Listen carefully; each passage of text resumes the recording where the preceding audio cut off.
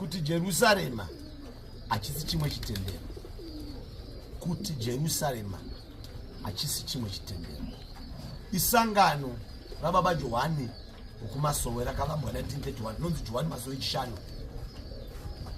Jerusarema musha wakavakwa muguruve neNgross Paulos wakaitirwa wanomutenda.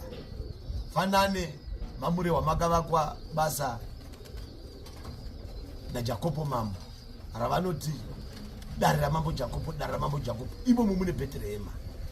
Fanane nemarashano kudando kune basa ririko emafuta ehwai. Fanane pane goma pane rushanga ruripo vamwe vari kuenda vachinamata gore negore. Fanane nepamutumba pane basa rakasiwa naWimbo reBesinai. Ndiyo fanane neguruve. Guruve rakachinjwa zita rako kuJerusarema. Saka hakuchanzi kuguruve kwakunzi kuJerusarema. Saka ukanzwa munhu ndonamata Johane Masowe chishanu yeJerusarema ari kurasika mudzoreredzei. Ndino ndakatendoka kuJerusarema mudzoreredzei. Haafamba ndakatendoka kuguruve. Haati ndakatendoka kuJohane Masowe guruve. Johane Masowe chishanu yenguo chena yakareba Johane 1931. Tiri vanhu vamwe chete. Zvinotoreva kuti izvo kumusangano gore handei. Zvinotoreva izvo munoungana vamwe vanhu kumuteuro gore, kuKoakora kumuteuro gore, kuYellow City kumuteuro wemvura handei nevamwe. Naivo vagouyawo mune zvedu vagoona tiri nyanzvi mune zvedu. Idzi nzvimbo dzatakabata dzivavhundutsi. Asekuru vangu vachitambaumba vazindogaumba muchena havana kubvira vakarota nzvimbo yakadai.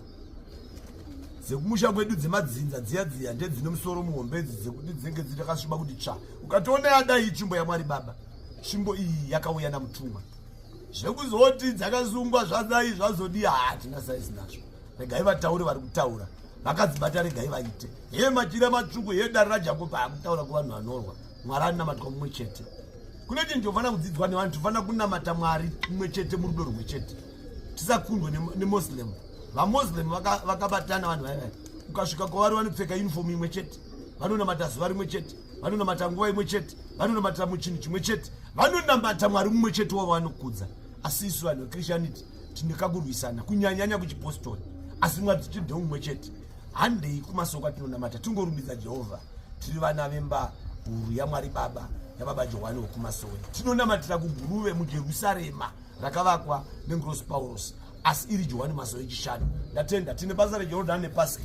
Takuenda kunozviita mazuva akwana. Aita basa.